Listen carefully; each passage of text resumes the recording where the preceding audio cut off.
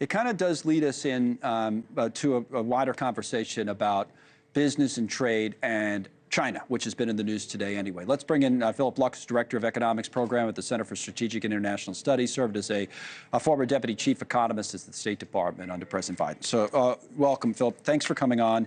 So let's get into this a little bit. Forget the, where the Democratic Party is going for a second politically and whether there's an opening, as I was trying to get at with Amy, like a la 92, and go back to the present day and where the president is on this back and forth with China. So he says, oh, we're talking.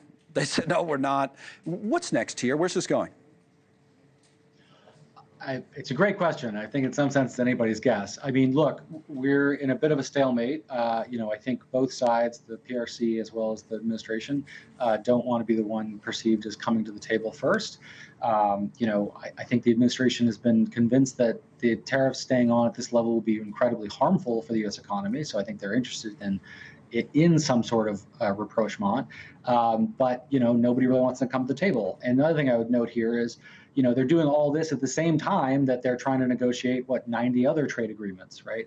And each one of our partners also has some level of skepticism about the credibility of the administration in terms of agreeing to whatever they agree to. How do you think China sees it? Like the Journal had a story, I can put it up, that China's betting Trump will be the one that backs down on the tariffs, right? So that they look at this and they say as apparent softening on tariffs against China in recent days has buoyed markets and raised hopes for a détente between the two largest economies in the world. For Chinese leaders, it only strengthens their resolve that Trump eventually will cave if they wait him out. I know Trump supporters said this is the, he's the negotiator in chief and this is what he does. I get that's their argument, but what do you think? Do you think China looks at him that way, or they do think that he'll cave? It's a great question. I mean, I think the first thing I would say is, look, they tried appeasement the first time around in the first Trump administration, and we kept on the tariffs that we had in place on them. Yeah.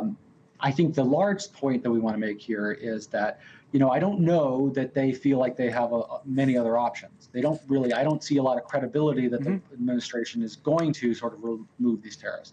They've seen other countries take a different tax. So I think they're confident that this is the strategy that they're going to try for now. The other thing I would say, though, too, is, look, this is incredibly costly for both of us. Yes. Right. Both economies are doing much worse because of this.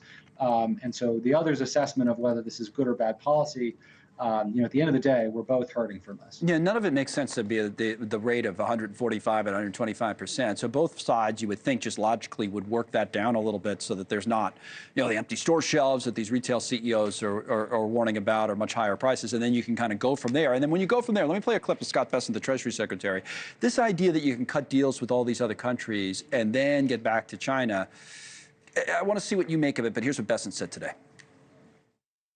We had a very successful bilateral meeting with the Republic of South Korea today.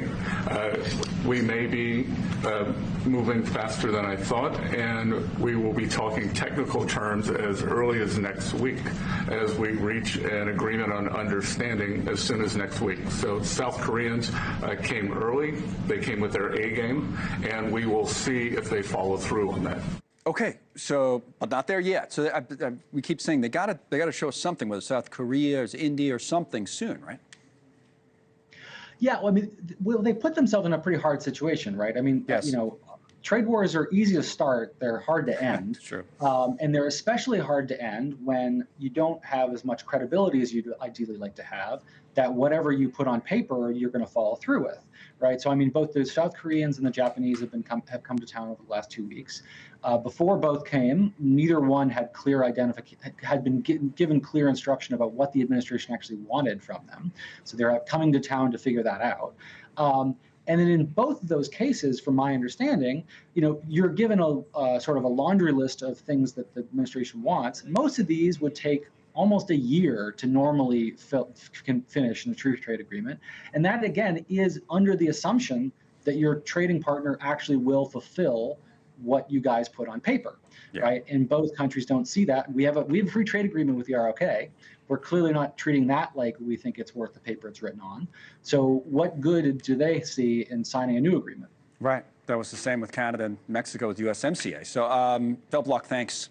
Thank you for watching. Subscribe below and download our NewsNation app right now on your phone, and you will get fact-based, unbiased news for all Americans.